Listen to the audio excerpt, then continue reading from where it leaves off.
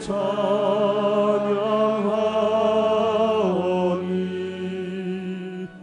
주님을 경배하오니 왕이신 예수여 오셔서 좌정하사 다스리소서.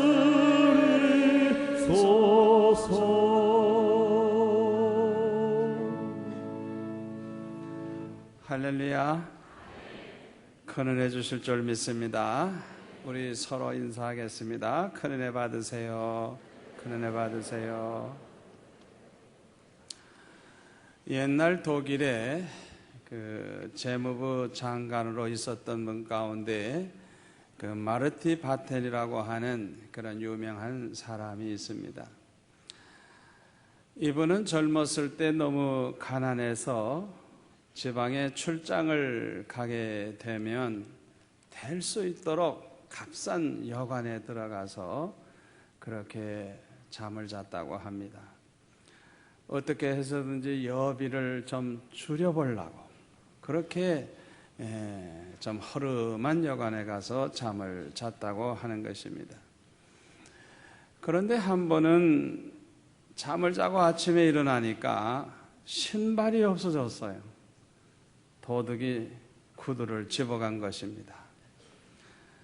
그래서 이분은 허탈한 마음으로 중얼거리기를 하나님도 참 무심하시지, 나같이 이렇게 가난한 사람들의 신발을 훔쳐가게 하시다니 하면서 마음속에 좀 불평을 하면서 원망을 했다고 합니다. 그런데 그날이 마침 주일날이기 때문에 그 여관 주인에게 헌신발을 하나 빌려가지고 신고 교회에 가게 되었는데 예배당에 들어서자마자 깜짝 놀라지 아니할 수가 없었다고 합니다. 두 다리가 없는 사람이 얼마나 밝은 얼굴로 기쁨이 충만한 가운데서 하나님을 찬양하면서 예배를 드리고 있는지 그분을 보자마자 자기 자신이 너무 부끄럽더라는 것입니다. 자기는 신발 잊어버렸다고 하나님 앞에 원망하면서 투덜거렸는데, 아니 저 사람은 두 다리를 잃어버리고도 어떻게 저렇게 하나님을 기쁨으로 찬양하며 예배할 수가 있을까? 그분을 보는 순간에 자기 자신이 얼마나 어리석고 얼마나 참 미련한 자인가를 깨닫게 되었다고 하는 것입니다. 그래서 그는 그 이후부터는요, 그냥 무조건 감사하면서 살았대요. 무조건. 그래서 주위로부터 아주 존경을 받는 그런 장관으로서 역사에 그렇게 기록에 남게 되었다고 하는 것입니다. 우리가 감사하면서 산다고 하는 것은 깨달음의 문제입니다.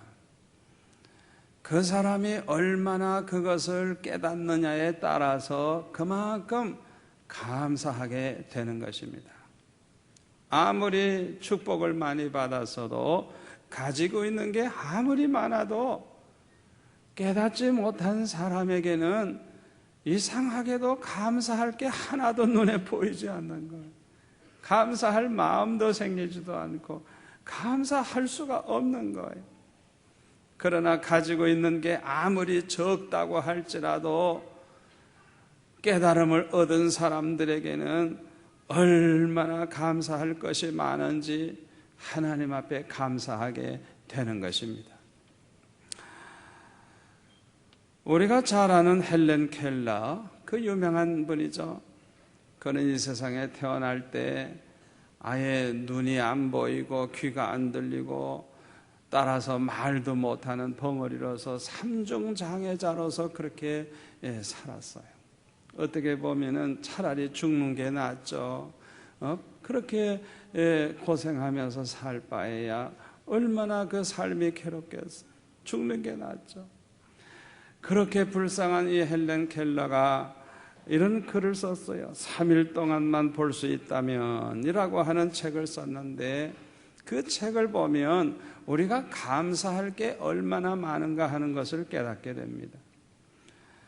그는 만약 사흘 동안 내가 볼 수 있다고 하면, 첫날에는 나를 가르쳐 주신 그 설리반 선생님을 찾아가서 그 얼굴을 바라보겠다고 했습니다.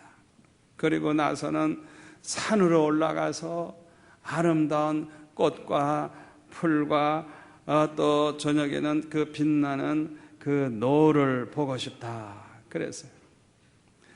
둘째 날에는 아예 그냥 새벽같이 일찍이 일어나서 먼 동이 터오르는 그 아름다운 모습을 보고 싶다 그랬어요. 그리고 저녁에는 영롱하게 빛나는 하늘의 별을 보고 싶다 그랬어요. 셋째 날에는 아침 일찍이 일어나서 큰 길가로 나아가서 부지런히 출근하는 그 사람들의 활기찬 모습을 보고 싶다 그랬어요. 점심 때는 아름다운 영화를 보고, 오후에는 이제 저녁에는 화려한 그 네온 사인과 소인도의 그 상품들을 구경하고 집에 돌아와서 사흘 동안 눈을 뜨게 해주신 하나님께 감사 기도를 드리고 싶다고 그렇게 말을 했습니다. 우리는 두 눈을 뜨고 있습니다. 귀로 듣고 있어요. 말도 마음대로 하고 있어요. 생각해 보세요. 감사할 것이 얼마나 많아요. 우리가 깨닫지 못해서 그렇지 사실 우리는 감사할 것이 너무나도 많은 것입니다. 그런데 디모데후서 3장에 보니까 이 말세에는 아주 그냥 고통하는 때가 오는데, 그 말세에는 사람들의 특징이 뭐냐 하면 감사할 줄 모르는 그런 세상이 된다 그랬어요. 디모데후서 3장을 한번 볼까요? 내가 이것을 알라. 말세에 고통하는 때가 이르리니 사람들은 자기를 사랑하며 돈을 사랑하며 자긍하며 교만하며 회방하며 부모를 거역하며 감사치 아니하며. 오늘날 참 부모들이 자식들 잘 키워보려고 얼마나 애를 씁니까? 옛날에는 너무너무 먹고 살기 어려우니까 자식 돌볼 겨를이 없어요. 어떻게 보면 그냥 내버려 두고 그냥 크기를 바라는 수밖에 없었어요. 그러나 지금의 부모는 자녀들을 얼마나 잘 먹이려고 그러고 잘 키우려고 그러고 그냥 학원을 몇 군데씩 보내고 자녀들을 그냥 우상처럼 그렇게 키우지만은 오늘날 자녀들은 옛날 자녀와 달라요. 부모 앞에 감사할 줄도 모르고 얼마나 버릇없이 구는 아이들이 많아요. 이 말세에는 자식들이 부모를 거역하고 감사치 아니한대요. 3절에 보면은 무정하며 원통함을 풀지 아니하며 참소하며 절제하지 못하며 사나우며 선한 것을 좋아 아니하며 배반하여 팔며 조급하며 자고하며 쾌락을 사랑하기를 하나님 사랑하는 것보다 더하며 경건의 모양은 있으나 경건의 능력은 부인하는 자니 그랬어요. 왜 이 말세에는 고통스러운 세상이 되느냐? 감사할 줄도 모르죠. 배신자라죠. 사납죠. 하나님보다 돈과 쾌락을 더 좋아하고 사랑하죠. 그러니까 이 세상은 너무 고통스러운 세상이 된다고 하는 거예요. 저와 여러분도 자신이 모르는 사이에 점점 타락하고 있다는 게 뭘로 나타납니까? 옛날보다도 감사할 줄을 모르고 너무나도 하나님 앞에 참 부끄럽게 살지 않습니까? 감사에는 두 가지 감사가 있어요. 하나는 상대적인 감사고 하나는 절대적인 감사예요. 상대적인 감사라고 하는 것은요, 상황 따라 이렇게 변하는 거예요. 예를 든다고 하면 아주 기분이 좋잖아요. 기분이 좋으면 아주 감사하면서 사는데, 기분이 나쁘면 그냥 막 화를 내고 원망불평을 하는 거예요. 또 뭐가 잘 되면 그냥 너무너무 좋아하고 감사하는데, 잘 안 되면 막 그냥 화를 내고 원망불평을 하는 거예요. 자기 뜻대로 잘 되면 아주 그냥 기뻐하고 감사하고, 자기 뜻대로 안 되면 원망불평하고, 그것이 상대적인 감사예요. 그러나 절대적인 감사는요, 상황이 어떻게 되든지, 내 형편이 어떻게 되든지 변함이 없이 언제나 하나님 앞에 감사하는 것이 절대적인 감사예요. 오늘날 많은 사람들은 감사를 하되 상황에 따라서 달라지는 것을 볼 수가 있어요.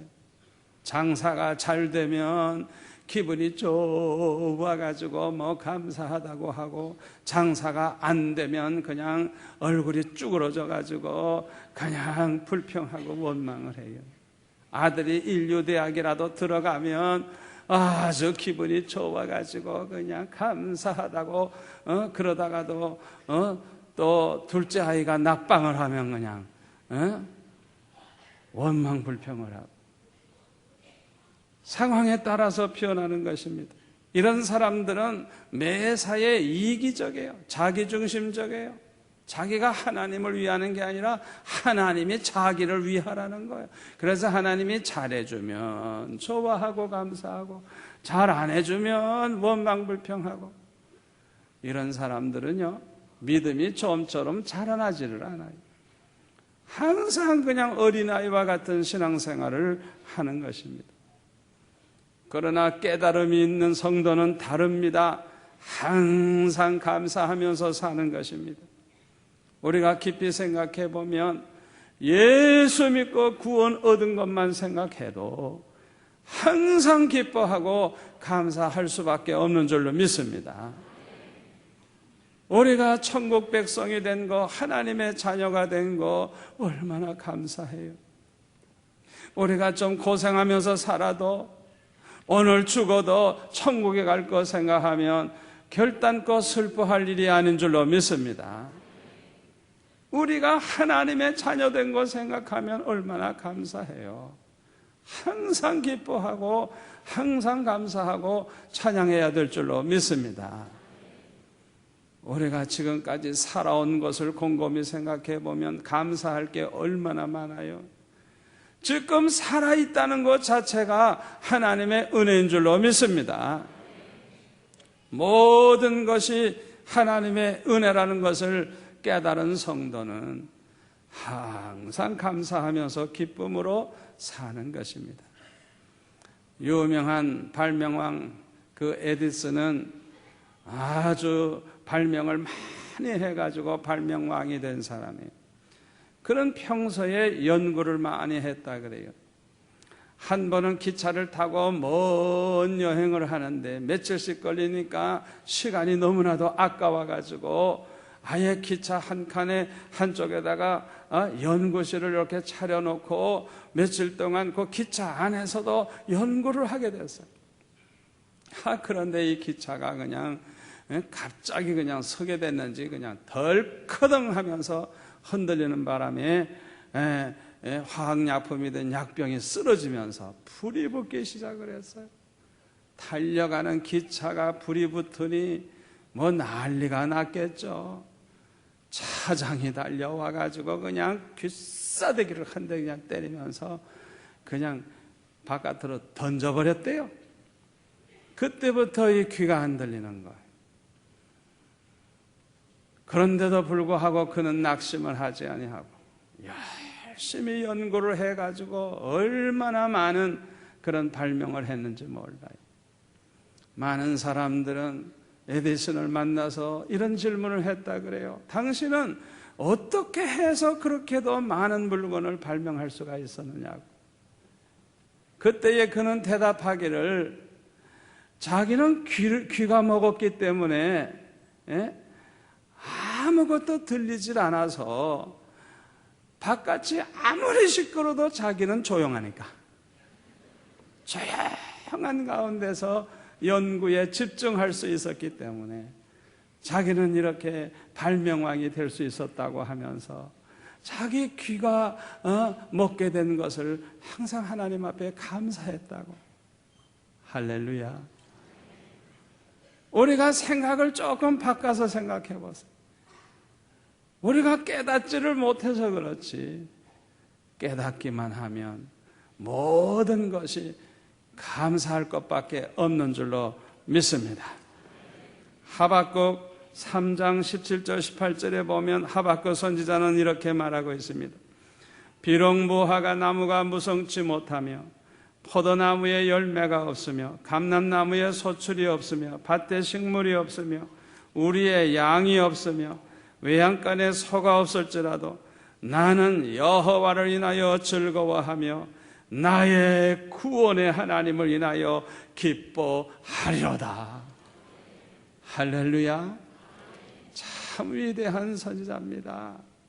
아무것도 없지만은 우리 하나님을 인하여 즐거워하고 나의 구원의 하나님을 인하여 기뻐하리로다.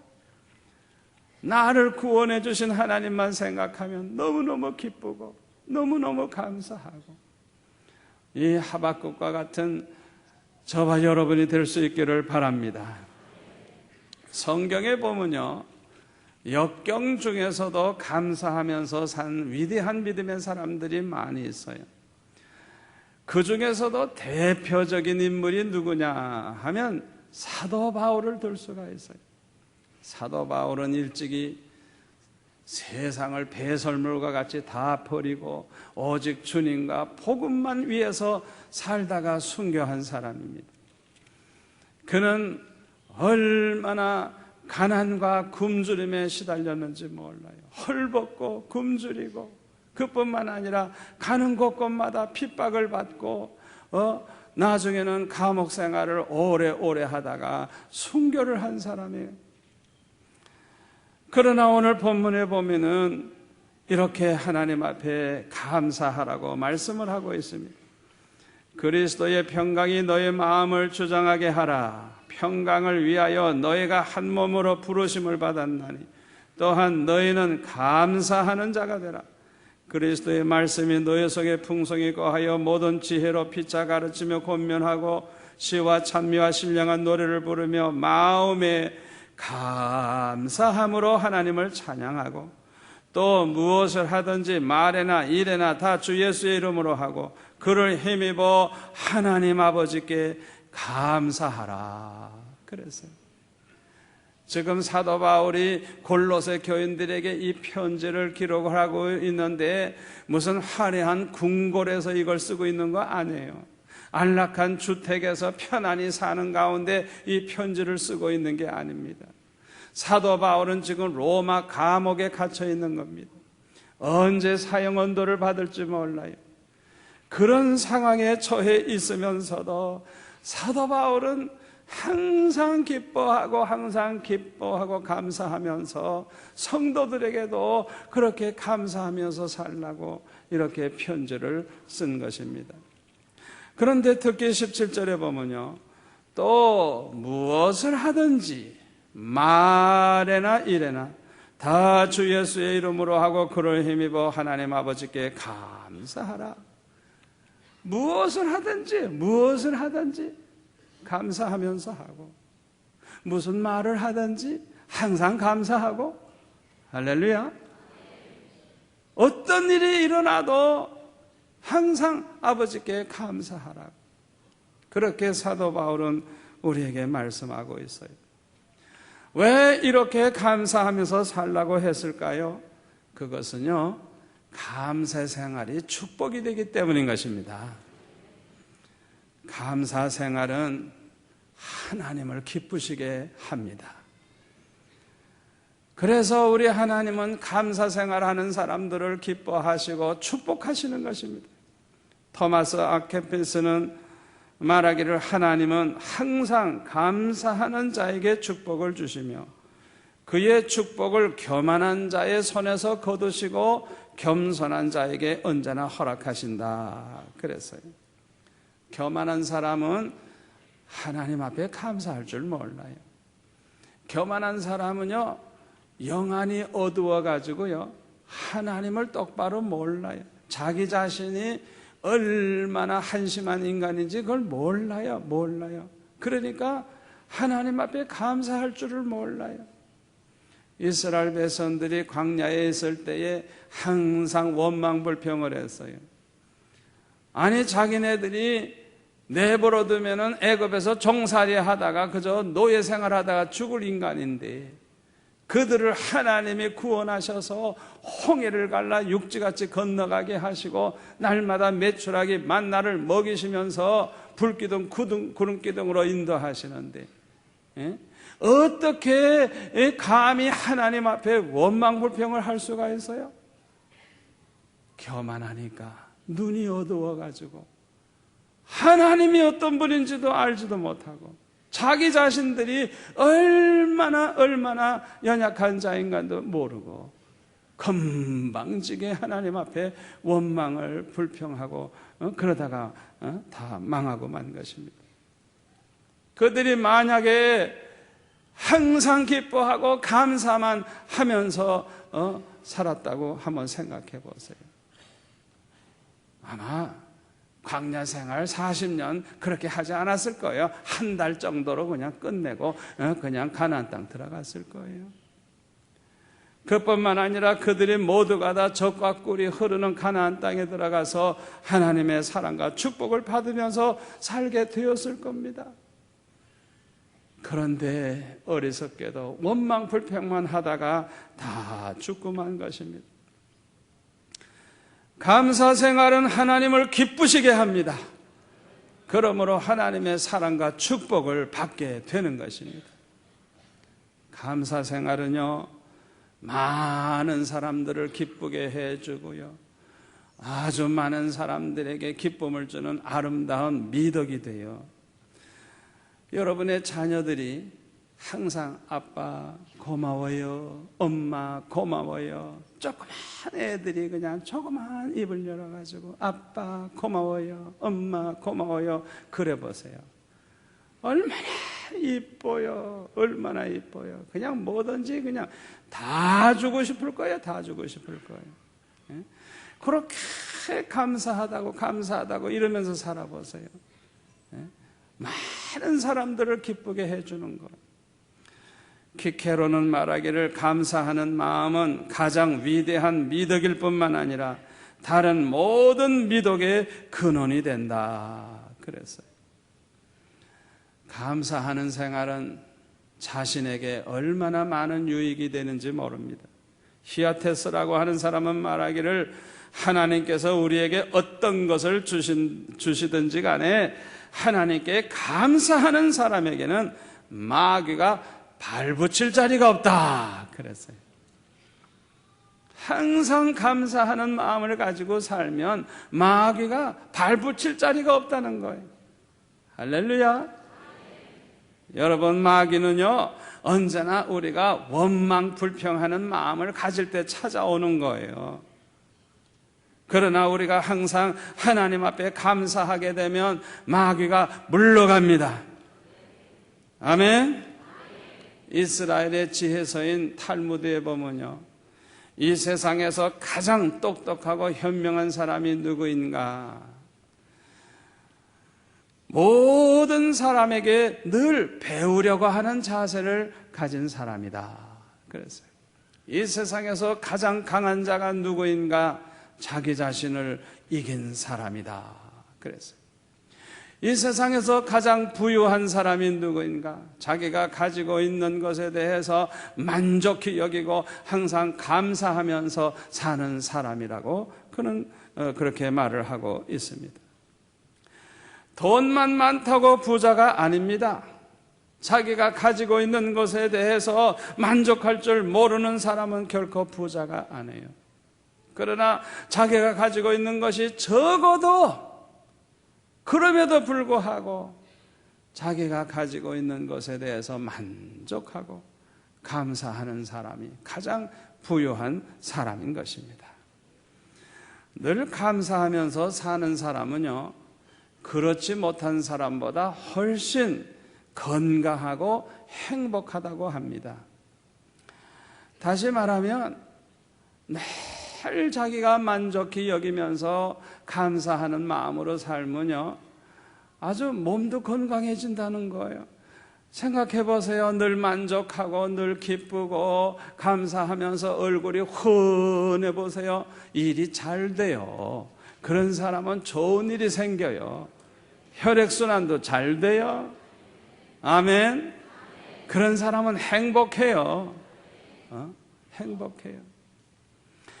감사지수가 높아지면 높아질수록 건강지수와 행복지수도 높아진대요. 여러분들이 남은 여생 아주 건강한 몸으로 행복하게 살기를 원합니까? 감사지수를 높이세요. 그냥 어떻게 해서든지 지금보다 더 감사하면서 살면 그만큼 건강해지고 행복해지는 것입니다. 감사 생활은 더 큰 복을 받게 해줘요. 이 감사라고 하는 것은 수증기와 같아요. 햇빛이 쨍쨍 내려쬐면 그 물에 수증기가 이렇게 올라가죠. 그 수증기가 눈에 잘 안 보이지만은 계속 올라가다가 모이면 구름이 되고 구름끼리 또 모이다가 보면 큰 물이 돼가지고 그냥 소나기가 쏟아져 내려오게 되는 거예요. 우리가 평소에 감사하는 마음을 가지고 늘 감사하면서 살면 이 감사의 수증기가 하늘 보좌에 올라가서 그것이 모여가지고 나중에는 하나님의 큰 축복이 소낙비처럼 쏟아지는 것입니다. 그러므로 늘 감사하는 사람은 더 큰 복을 받게 되는 것입니다. 이 교회는 요새 찾아오는 사람이 참 많아요. 참 생활이 어렵다가 보니까 몇 푼이라도 얻어가겠다고 찾아오는 사람이 점점 많아요. 옛날에 저 로타리에 우리 교회가 있을 때는 500원짜리 동전을 많이 모아놨다가 무조건 그냥 뭐 한 번 오든 두 번 오든 그냥 500원짜리 동전을 막 이제 주었어요. 그런데 어떤 사람이 그새 500원짜리 동전을 줬더니 그냥 땅바닥에 그냥 탁 내동댕이 치면서 내가 거지인 줄 알아? 아니 지가 거지지 뭐야. 그냥 신경질을 내면서 화를 내는 거예요. 그런 사람에게는 사실 일전을 주는 것도 아까워요. 주고 싶질 않아요. 그러나 비록 적은 돈을 주지만은 고맙다고 인사를 하고 너무 고마워서 감격의 눈물을 흘린다고 하면 동정심이 생기게 돼 있는 거예요. 이분이 얼마나 어려울까? 이분이 혹시 며칠 굶은 게 아닐까? 어디가 아픈 게 아닐까? 물어보고 싶죠. 그래서 그냥 호주머니에 그냥 있는 대로 그냥 쥐어주고 싶죠. 적은 것에 대해서도 감사하고 겸손하게 그렇게 태도를 보인다고 하면 더 주고 싶은 거예요. 더 주고 싶어요. 그런데요, 하나님도 똑같아요. 저와 여러분이 참 어렵게 살지만은 힘들지만은 그럼에도 불구하고 하나님 앞에 감사하면서 산다고 하면 우리 하나님이 감동을 받으시고 더 큰 복을 주실 줄로 믿습니다. 영국의 청교도들은 신앙의 자유를 위해서 땅과 집과 재산을 다 버리고 메이플라워 호를 타고 대서양을 건너서 신대륙으로 향하여 갔어요. 그 항해 기간이 너무 길다가 보니까 가다가 많은 사람이 죽었어요. 또 신대륙에 도착을 했더니 너무 날씨가 추워가지고 많은 사람들이 얼어 죽었어요. 병들어 죽었어요. 그래서 반 이상이 다 죽었어요. 나머지 살아남은 사람들이 열심히 농사를 짓고 그래가지고 그 다음 해인 1621년에 첫 번째 이제 곡식을 수확한 다음에 하나님 앞에 추수감사 예배를 드렸어요. 그 이후로 매해 추수 때만 되면 하나님 앞에 지금까지 감사의 예배를 드려오고 있어요. 미국의 19대 대통령 아브라함 링컨 대통령은 이 추수감사절을 아예 국경일로 정해가지고 온 백성들이 이제 하나님께 감사 예배를 드리고 행사를 하도록 그렇게 했어요. 우리 하나님께서 얼마나 기뻐하셨겠어요. 우리 하나님이 아마 감동을 받으셨을 거예요. 국가적으로 하나님 앞에 그렇게 감사하는 나라가 어디 있겠어요. 그러니까 하나님께서 이 미국이라고 하는 나라 시기 질투하고 욕을 하건 말건 점점 더 잘 살고 점점 더 강대국이 되고 이제는 어느 나라도 추종할 수 없을 정도로 그런 강한 나라, 큰 나라, 부유한 나라가 됐어요.